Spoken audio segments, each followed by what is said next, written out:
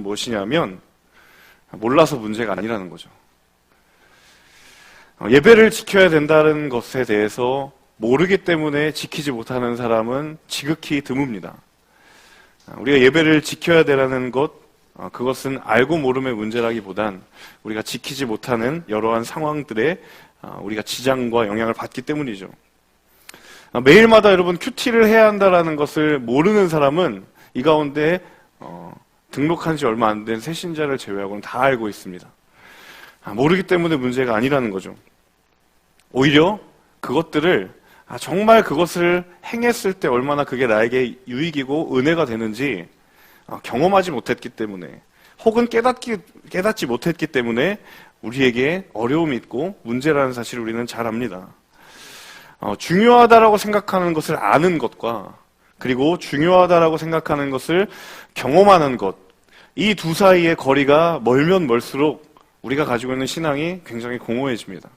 반대로 이 두 사이가 가까워지면 가까워질수록 우리의 신앙에는 능력이 있고 또 우리의 삶에 은혜가 넘치기 마련이죠. 그렇다면 이 간격을 얼마나 좁히는 것이 관건이 되겠죠.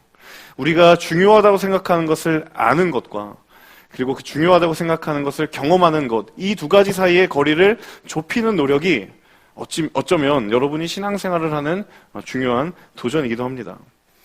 지난 2월부터 우리가 이 기도를 주제를 가지고 계속해서 말씀을 나누고 있습니다.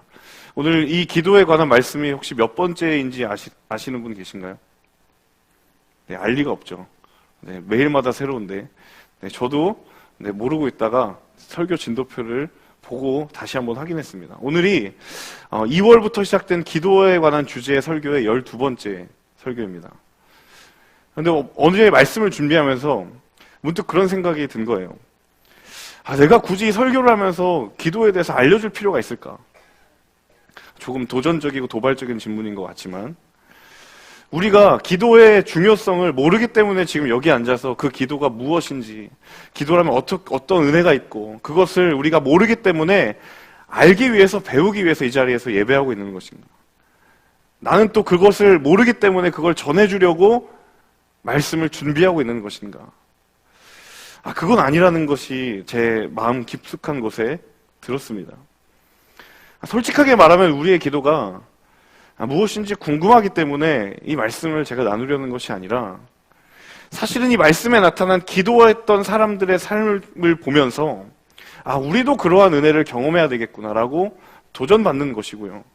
그리고 그 말씀의 도전으로 새롭게 시작되는 이 한 주간 가운데 여러분이 정말 그런 기도의 은혜를 경험하기를 바라는 마음이 설교자로서, 그리고 설교를 듣는 사람으로서 여러분에게 동일한 마음인 거죠. 저는 이 시간 말씀을 나누려고 할 때 제 안에 간절히 기도하며 이 자리에 올라왔었던 마음은, 하나님, 우리 모두의 마음을 주장하여 주셔서 정말 이 기도의 비밀이 우리의 마음에 깨달아지고, 더 나아가서 정말 내가 기도해야 되겠구나라고 그 필요성을 느낄 수 있는 그러한 은혜가 있기를 여러분 간절히 소망합니다. 제가 여러분에게 이 시간에 알려드리는 그 기도의 여러 가지 비밀들, 새롭지 않을 수 있고 이전에 들어봤던 기도에 대한 내용인지도 몰라요. 하지만 우리가 새롭게 받아들여야 될 것은, 정말 내가 기도하지 않으면 안 되겠구나. 내 인생이 기도하는 인생이 되지 않으면 쉽지 않은 인생이 될 수 있겠구나. 하나님 앞에 기도함으로 내 인생을 드려야 되겠구나라고 도전이 된다면, 저는 제가 드리는 이 모든 말씀이 여러분의 마음 가운데 남지 않아도 그것은 충분히 여러분의 말씀이 되었다라고 믿습니다. 오늘 이 말씀을 나눌 때 이 도전과 이 은혜를 향한 갈망이 우리 모든 마음 가운데 심기어질 수 있기를 주님의 이름으로 축복합니다. 오늘 기도의 주인공은 느헤미야입니다. 시대적인 배경을 좀 아실 필요가 있는데요. 이 느헤미야가 살았던 시대는 북이스라엘도 멸망하고 남유다도 멸망한 그 멸망 이후의 시대입니다. 남유다의 백성들이 남유다가 멸망하면서 강대국인 바벨론에게 포로로 끌려가죠. 그런데 정말 하나님의 은혜 가운데 이 바벨론에 보다 더 강력한 페르시아 제국이 나타나서 고레스라고 하는 왕의 칙령으로 인해서 포로로 끌려있던 바벨론의 포로들이 남유다로 돌아가게 되는 일이 일어납니다. 그런데 그 과정 가운데 느헤미야는 바벨론에 남게 되죠. 그리고 국가의 고위 관직에 오르게 됩니다. 오늘 맨 마지막 구절인 11절 끄트머리에 보면 그가 했던 일이 무엇인지 나와 있는데요. 11절 끝에 그가 왕의 술을 따르는 사람이었다라고 자기를 이야기합니다. 술 따르는 것이 고위직인 것인가 라고 생각할지는 모르겠지만 이 당시에는 굉장히 왕의 신임을 얻지 않으면 할 수 없는 직분입니다. 왜냐하면 그 당시에는 여러 권력의 암투도 극심했고, 그리고 때로는 왕의 대적이 술에 독을 타서 왕을 암살하는 일도 빈번하게 일어났기 때문에 그 왕이 먹는 술을 따르는 사람이라면 왕이 절대적으로 신뢰하고 신임하는 사람이 아니면 그건 할 수 없는 일이에요. 물론 그가 하는 일은 간단하죠. 술을 그냥 따르는 것 뿐입니다. 하지만 그 자리에 필요한 사람의 자격은 왕이 정말 신임하는 사람이 아니면 안 된다라는 거예요. 포로인 동족들이 다 남유다로 돌아갔고, 그리고 자신은 바벨론에 남아서 출세했지만 느헤미야에게 자신이 출세한 그 세상의 이력은 하나도 중요하지 않았어요. 오히려 그가 관심이 있었고 그가 늘 기도하고 있었던 기도의 제목은 고국 남유다의 소식이었어요. 근데 하루는 그 느헤미야의 형제였던 하난이라고 하는 사람이 느헤미야에게 고국의 소식을 전해줍니다. 그것이 바로 3절에 있는데요. 우리 오늘 본문 바로 앞구절에 있는 1장 3절의 말씀을 함께 읽어보도록 하겠습니다. 3절의 말씀 함께 읽어보겠습니다. 그들이 내게 말했습니다. 포로로 잡혀오지 않고 그 지방에 남아있는 사람들은 지금 큰 고난과 수모를 당하고 있습니다. 예루살렘 성적은 무너졌고 그 성문들은 다 불에 탔습니다. 늘 느헤미야가 고국을 바라보면서 기도하고 있었는데 충격적인 그리고 안타까운 소식이 들려오죠. 이 하나니가 크게 두 가지의 소식을 전해줍니다. 첫 번째는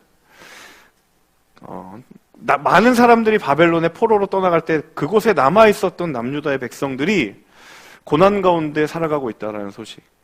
그리고 두 번째는 바벨론의 침략을 받으면서 남유다의 예루살렘 모든 성벽과 성문이 다 무너져 있는데 한참이 지난 지금도 여전히 폐허가 된 채 남아있다는 거예요. 그 멸망당하던 그 당시의 폐허가 지금도 복구되지 않았고 재건되지 않았다는 거예요. 근데 여러분, 그때 남유다가 바벨론에 멸망했던 그 시점과 지금 느헤미야가 그 소식을 듣는 이 시점의 시간적 차이가 얼마냐면 최소 100년 이상입니다.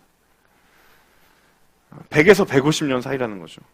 한 세기가 지나도록 변한 것이 하나도 없고 남유다는 그대로 폐허가 되었고 하나님의 임재의 자리였다라고 하는 그 거룩한 성 예루살렘 성전이 무너진 채 복구되지 못했다라는 거예요.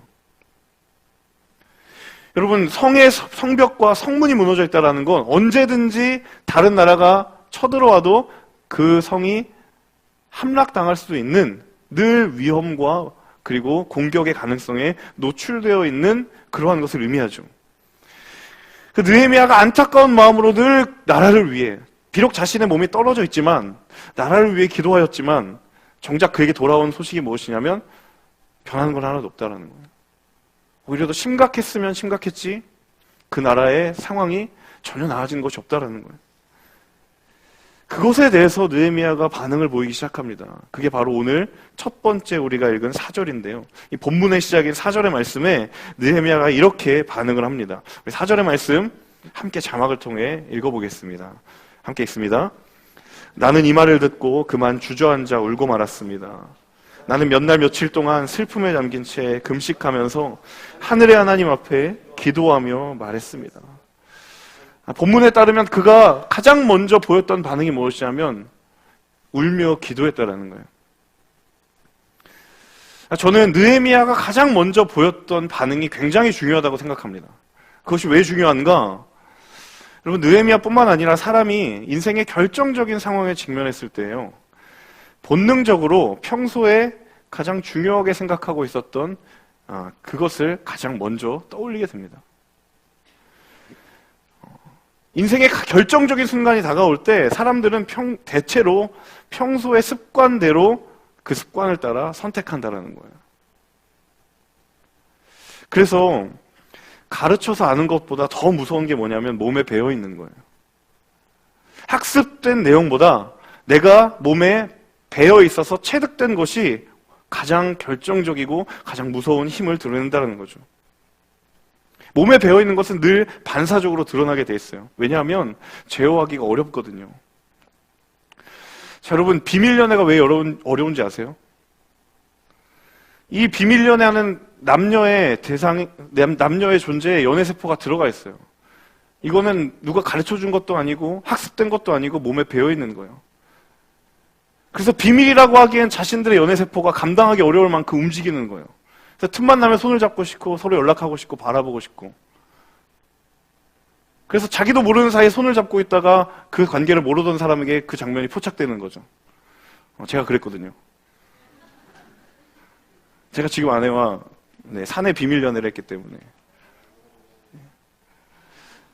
비밀 연애가 어렵다는 걸 저는 압니다. 왜냐하면 사랑에 빠지면 그건 학습된 것이 아니라 몸에 배어 있는 거예요. 누가 시키지 않아도 생각나고 연락하고 싶고 그 사람이 떠올려지고. 그래서 사람에게 가장 영향을 주는 건 제가 이 자리에서 여러분을 가르쳐서 안 것도 아니고 여러분의 몸에 습관처럼 배어있는 그것이 여러분의 인생의 결정적인 순간에 그것을 떠올리고 그것에 따라 행동하게 되어 있다는 거예요. 느헤미야가 고국의 안타까운 소식을 듣고 가장 먼저 기도했다라는 건 뭐냐면 그의 몸에 기도가 배어 있었다는 거예요.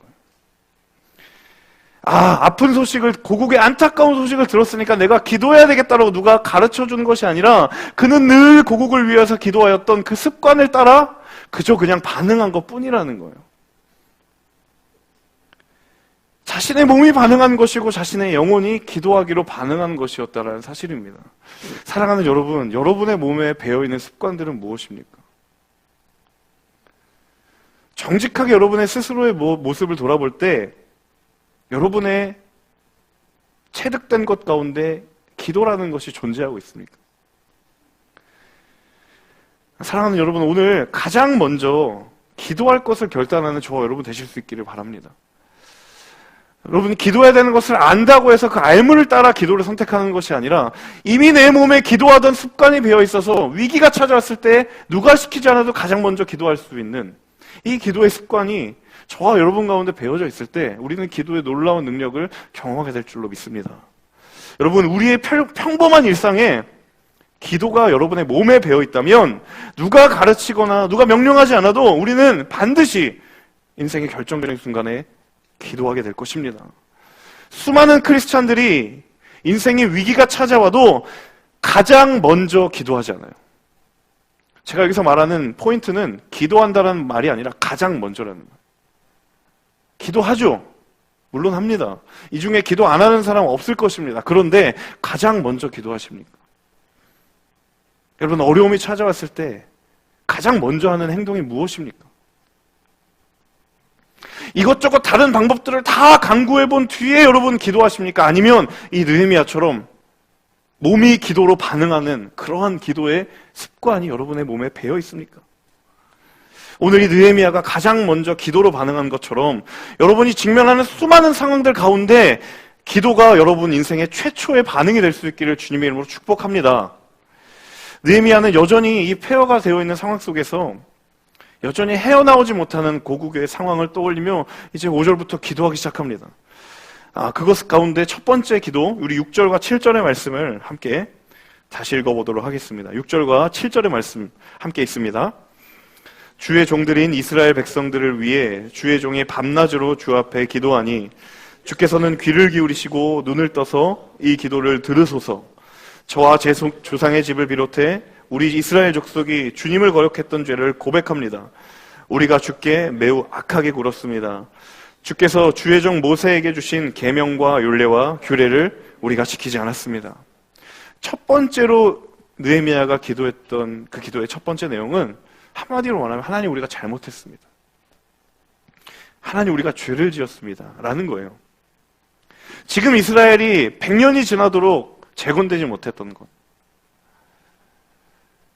남유다의 백성들이 여전히 고난과 핍박 가운데에 헤어나오지 못했던 그 모든 상황의 뿌리가 어디 있느냐? 자신들의 조상으로 거슬러가 그들의 죄였고, 그리고 내가 지금 기도하고 있는 곧 우리의 죄였다라는 거예요. 특별히 모세를 통하여서 하나님이 허락하여 주신 그 약속의 말씀, 그 율법에 비추어 그 말씀을 따르지 않았기 때문에 하나님 우리가 지금 이런 곤란 가운데 있다라고 느헤미야가 고백하고 있는 거예요. 그는 정확하게 알고 있었습니다. 말씀이 그들 가운데 없었기 때문에, 살아낸 말씀이 그들 가운데 부재했기 때문에 예루살렘이 지금 이 지경에 처해 있다는 것을 너무도 잘 알고 있었습니다. 그런데 참으로 아이러니하고 놀랍게도 느헤미야는 자신이 심판을 받았던, 그리고 남유다가 심판을 받았던 그 이유가 곧 회복의 비결이라는 것을 알고 있었어요.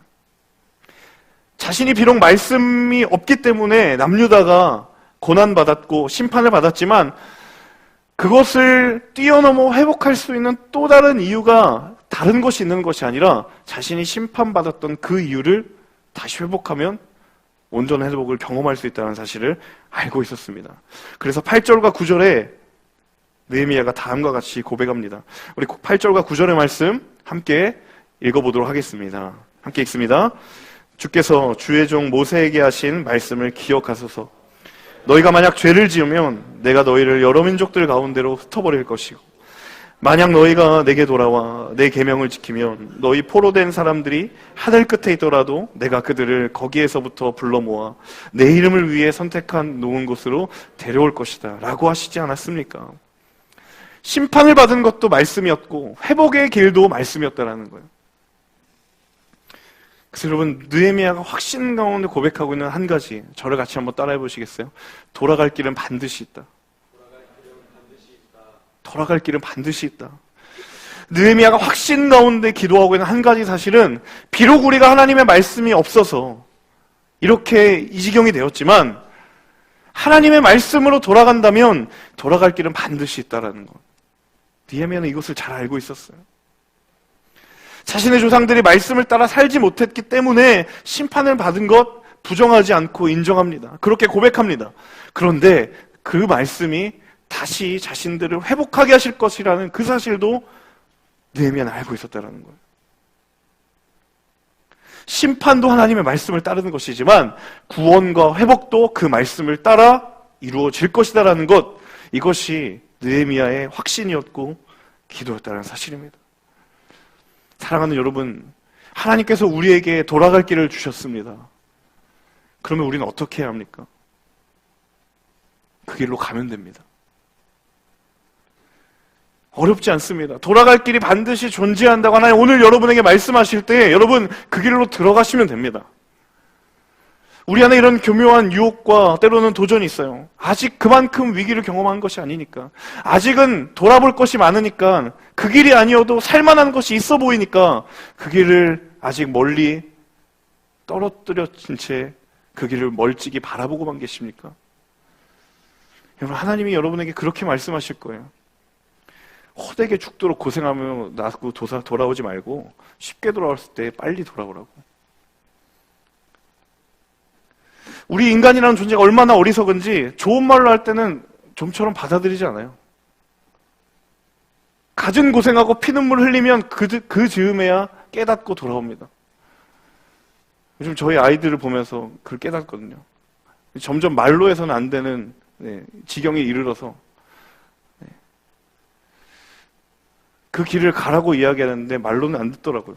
그래서 체벌은 아니지만 조금 더 강력한 조치를 취하면 그때 뒤늦게 깨달고 돌아옵니다. 요즘 많이 울어요, 우리 첫째가. 저한테 혼나서, 엄마한테 혼나서. 여러분, 가진 재산을 다 탕진하고 나서 이제 내가 돌아가야 되는구나라고 느끼는 탕자의 마음이 바로 우리의 존재예요. 그냥 좋게 예의 차려서 돌아와라 라고 말을 할 땐 우리는 다른 길이 더 많이 보여요. 피눈물 흘리고 이제 돌아갈 것이 없고 가진 것이 없고 더 이상 내 힘으로 쓸 것이 없는 그 완벽하게 다 탕진되어 있는 상태가 되어야 그때 비로소 돌아갈 길을 바라본다라는 거예요. 사랑하는 여러분, 그래서 기도는요, 돌아가야 할 길에 진입하는 것이 기도입니다. 느헤미야의 기도는 하나님 이제 그 길로 돌아가겠습니다. 여러분의 삶이 이미 하나님과 무관한 그 길로 깊숙하게 들어와 있다고 한다면 여러분 지금도 늦지 않았으니 그 길로 돌아가시는 결단이 있기를 원합니다. 여러분 그 길에 복잡한 결단이 있지 않아요. 조금씩 여러분의 매일의 삶을 구별하여 보세요. 많은 시간이 아니라 아주 조금의 시간이라도 하루의 시간을 구별할 수 있는 그 마음. 여러분의 인생의 우선순위를 다시 한번 설정하고 결단하기로 다짐하고 하자는 그 마음. 하나님께서 여러분의 결단에 아름다운 인생의 열매로 채워주실 것을 저는 확신합니다. 하나님의 길이 아닌 다른 곳의 길을 가서 그 길에 열매가 있다고 생각하는 그것보다 하나님 더 큰 열매를 예비하시고 그 길에 돌아왔을 때 탕진한 재산보다 더 많은 것을 다시 채우시는 그 아버지의 마음으로 여러분을 맞이해 주실 것입니다. 여러분, 돌아갈 길이 반드시 있습니다. 그 길로 들어가셔야 돼요. 마지막 한 가지는 메마른 눈물을 회복하라는 것이. 오늘 본문의 첫 번째 구절 4절에서 느헤미야가 울며 기도했다라고 성경이 이야기합니다. 제가 한참을 그 부분을 묵상했어요. 도대체 왜 울었을까? 한참을 묵상하다가 제 안에 그런 물음이 들었어요. 느헤미야가 단지 그 안타깝고 슬픈 소식을 들어서 슬픈 걸까? 그러기에는 느헤미야가 하나님의 사람이었다라고 하기엔 너무도 무언가가 부족해 보이는 거예요. 단순히 그 이유 때문만은 아니었을 것이다. 왜냐하면 폐허가 된 지 100년도 넘게 여전히 재건되지 않는 이 남유다의 상황을 바라보면서 물론 안타깝고 슬퍼한 일이지만 그가 정말 하나님 앞에 울면서 기도했던 보다 더 근본적인 이유가 있을 것이다. 그것은 무엇이냐면, 저를 따라해 보시겠어요? 하나님의 마음. 느헤미야에게 하나님의 마음이 이식되는 거예요. 잘 알다시피 이스라엘이라고 하는 민족이 어떤 민족입니까? 하나님이 자기 백성이다라고 생각하셨고 자기 백성이라고 약속의 말씀을 주셨고 출애굽하셨고 가나안으로 그들을 인도하셨어요. 비록 패역했고 비록 죄를 지었고 비록 제멋대로 왔지만 하나님은 늘 이스라엘이 자신의 아픈 손가락이었던 거예요. 죄된 백성이지만 그럼에도 불구하고 하나님은 늘 그들이 사랑하는 백성이고 아끼는 백성이고 선택한 백성이에요. 이스라엘이라는 나라가 세워지고 나라가 분열되고 각각의 두 나라가 멸망하는 것을 하나님은 계속 보고 계셨어요. 물론 하나님이 전능하시지 않기 때문에 그걸 그냥 구경하며 쳐다봤던 것 아니에요.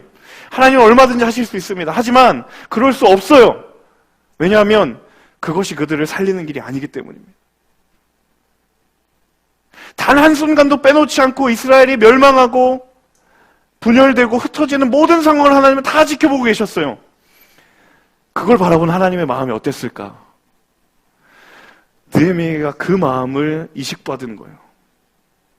울지 않을 수가 없는 거예요.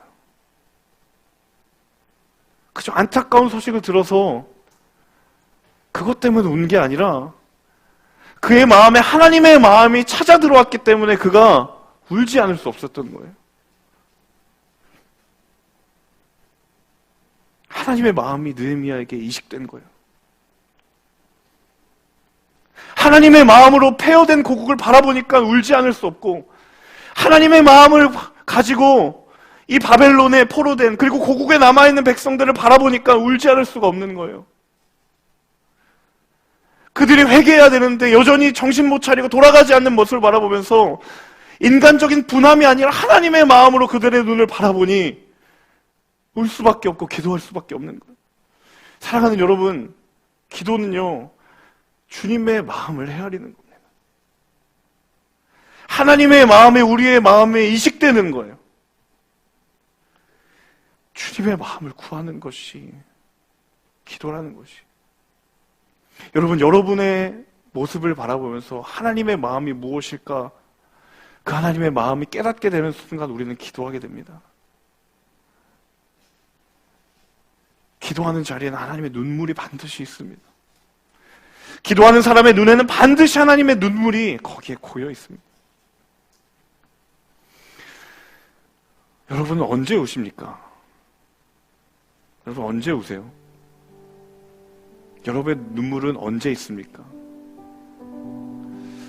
그저 우리의 눈물이 힘들고 어렵고 답답해서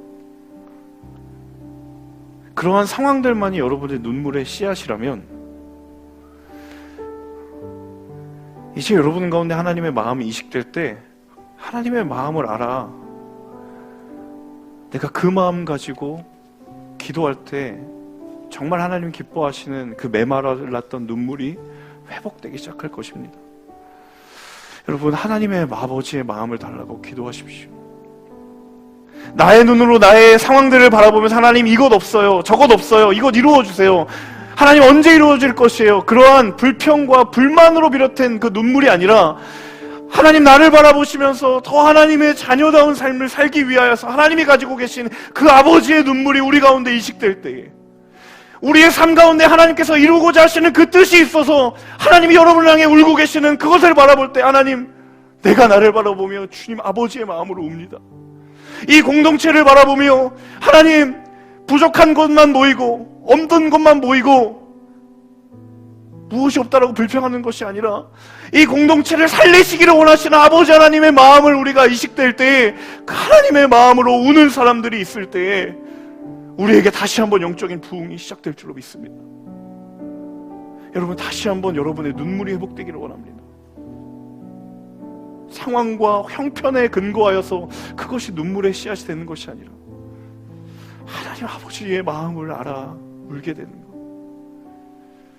그것이 우리가 울어야 할 때고 그것이 우리가 울어야 할 제목인 줄로 믿습니다. 오늘 이 시간 기도할 때 하나님, 우리의 메마른 마음 가운데 주님의 마음을 부어 주시옵소서. 하나님, 메마른 우리의 마음 가운데 주님의 눈물이 회복되게 하여 주옵소서. 간절히 기도하며 나아가기를 원합니다. 여러분, 그 눈물의 마음을 가지고 기도한 느헤미야가 결국엔 그 기도한 대로 살아냈고 그 기도의 능력을 보였습니다. 이 시간 기도하는 가운데 희미하게 잊혀져 버렸던 주님의 마음이 우리 가운데 다시 우리 마음에 부어짐으로 인하여 주님이 한없이 한량없이 부어주시는 그 아버지의 마음, 그것이 우리 가운데 회복될 수 있기를 주님 이름으로 간절히 소망합니다. 우리 함께 그 마음을 가지고 찬양할 때 여러분 다 같이 일어나셔서 찬양했으면 좋겠습니다.